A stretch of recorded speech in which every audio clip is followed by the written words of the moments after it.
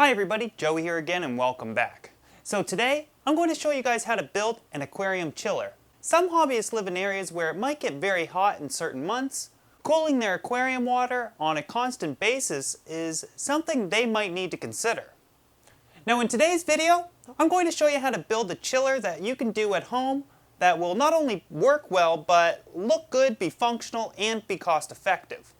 I wanted to keep this project under $100 and be universal for any aquarium. As with all of my videos, I also needed to create a project that many people would actually be able to do. So simplicity is always key. Smaller chillers start at around $500 for a chiller rated for around 50 gallons. This project will only cost around $100 for the same sized aquarium and use less power. More so, this project will serve to inspire you with a simple idea. So let's get started. I started off with buying a mini fridge secondhand. I built the chiller out of one of these as they are commonly available, cheap, easy to work with, and they look pretty good. Since I bought mine secondhand, I only paid $30 for it. Even new, they're only about $100.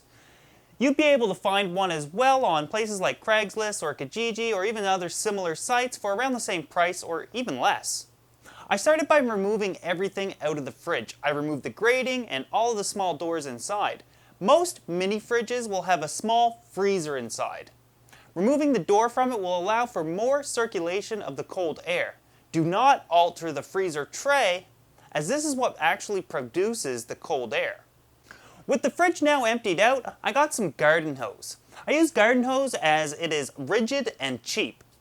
It also has excellent insulation properties compared to other types of hoses. Now you can use whatever you find is cheapest, but you will need a lot of it. If using garden hose, run some water through it for a few minutes and this will ensure that no dust or anything else is in the hose and it will make it more safe to use. Now I got two 50-foot hoses for $15 total. I just picked the cheapest ones I could find and they were on sale. You'll want to test fit the hose in the fridge first to make sure it fits. Again, the more hose you have, the better. I would start with at least 100 feet. If you're using garden hose, don't bother unraveling it. It's better just to leave it alone and not cause any kinks. Plus, it's already nicely coiled for you. Now, prepare the hose.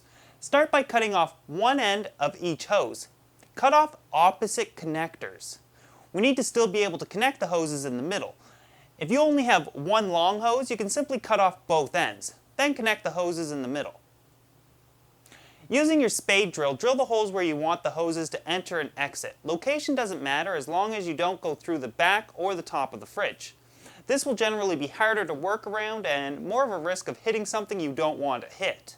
The spade should be slightly smaller than the diameter of the hose, as this will ensure a tight fit and allow the hose to form a seal with the fridge itself. Now slide the hoses through the holes. If you notice it's a loose fit, feel free to silicone them in place. You can even use some expanding foam to help insulate that area. While not needed and will drive the overall cost up, the benefits of using expanded foam are slightly better than silicone. Notice the thermostat is still intact and the freezer is fully functional. It is only now well ventilated and the cooler air can freely pass through the whole fridge. Turn the fridge on and let it run on its own for at least 24 hours with the temperature set to the coolest temperature. This will get the fridge ready to use. Now before we talk about connecting it to your aquarium, let's first talk about how this works. Water will be pumped into the fridge through the hose and back out to the tank. Water is cooled because of the time it spends in the fridge. The more hose you have in the fridge, the longer the water will be in contact with the cool hose and the cooler the output of the water will be. To control temperature, changes must be monitored over time until you get the right temperature of the tank. By simply turning down the flow of the pump, you can cool the water. Turning it up warms the water. You might also find playing around with the thermostat useful as well. This style cooler will be good for tanks up to 50 gallons. However, this will actually depend on just how cool you need the water to be. This might work on larger setups. So how do you connect this to your aquarium? Well, this is where you get creative. Every aquarium is unique. You might not want the pump inside your aquarium, so you might decide to plumb the pump in line outside of the tank and simply make a couple of PVC intake and output for the chiller. Maybe you don't mind an extra pump being in the tank and you just run the pump down to the chiller down to the chiller and the output hose back up to the tank. You can even connect this to an existing filter like a canister filter. Ultimately, the easiest and cheapest way to hook this up is if you're running a sump. This way you only need to use a cheap and low-powered power head or small pump.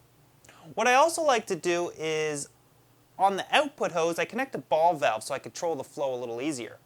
This is basically a must-have to be able to control the temperature more precisely. The thermostat in the fridge will also help with that as well. Anyways, I hope you guys enjoyed this project and it gave you a few ideas to use on your own. I also want to thank you guys for watching, and we'll see you next time.